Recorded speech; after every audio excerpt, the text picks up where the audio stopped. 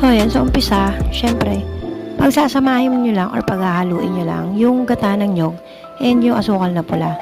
So, depende sa inyo kung gaano karami ito. Lalo na paghandaan, kami ang ginagawa namin kasi is 1.5 kilo na malagkit. So, katapat niya is 4 or 3 malalaking nyog or gata ng nyog. Then, 1 kilong asukal lang na pula para hindi siya masyadong matamis. So, tutunawin nyo yun dun sa nyog, gata ng nyog. Kapag natunaw na siya at kumulo na siya, malapot na, huwag nyo titigilan ng halo. Ilalagay nyo yung pandan.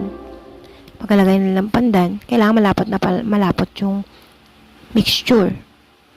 Then saka nyo ilalagay yung sinaing na malagkit. Yan.